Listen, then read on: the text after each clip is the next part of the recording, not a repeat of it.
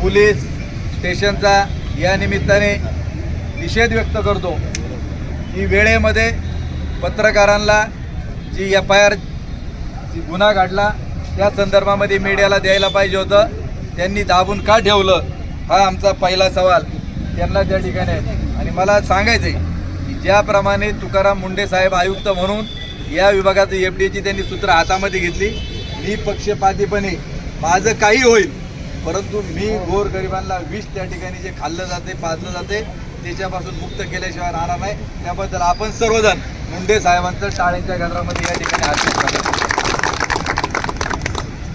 की मुंडे साहेबांनी काल प्रेस घेतली, याच्यातल्या बहुतेकांनी ते ऐकलं असेल, त्यामुळं मला त्याच्या खोलामध्ये जायचं अजिबात नाही।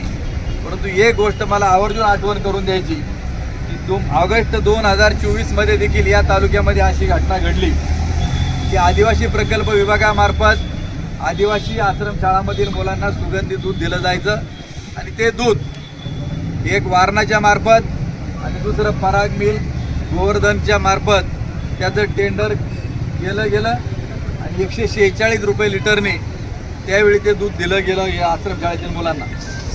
मग तिथं वेगवेगळ्या बिरसावरी संदर्भामध्ये आपण सर्वजण या दुधामध्ये सापडलेल्या आळ्यांच्या संदर्भामध्ये उत्पादक असेल किंवा जे कोणी दोषी असतील त्याच्यावर कठोर कारवाई झाली पाहिजे यासाठी आंदोलन केलं। माझ्याकडे याच्यामध्ये सगळं पत्रव्यवहार आहेत, बातम्या देखील त्यावेळी सकाळला देखील प्रसारित झाली होती, त्याचबरोबर प्रभातला देखील संतोषराव मोठी बातमी आली होती की बदनामी करणाऱ्यांच्या विरोधात आबरू नुकसानीचा दावा, आणि त्याच्यामध्ये प्रवीण पारधी माझं देखील नाव होतं, अन्य काहींचं देखील नाव त्याच्यामध्ये होतं। परंतु ज्यावेळी नोटीस 13 ऑगस्टला वकिलामार्फत मला पाठवली 100 कोटीचा आबरू नुकसानीचा, ही कंपनीचे vice chairman Sanjay Mishra Parag milk and milk products यांनी दिली, तर त्याच्यामध्ये प्रवीण पारधी यांचं नाव त्या ठिकाणी वगळलं। राजकारण वेगळे, मला तर नोटीस मिळाली, अजून कोणाला मिळाली माहीत नाही, त्याबाबत मी त्याचा खुलासा केला। ज्या प्रवीण पारधींनी ही गोष्ट उघडकीस आणली, आज त्यांची बायको तिकडं जाऊन या तालुक्याच्या कोण आहे, काय नाव आहे त्यांचं, ज्योती प्रवीण पारधी आज तिकडं आहेत।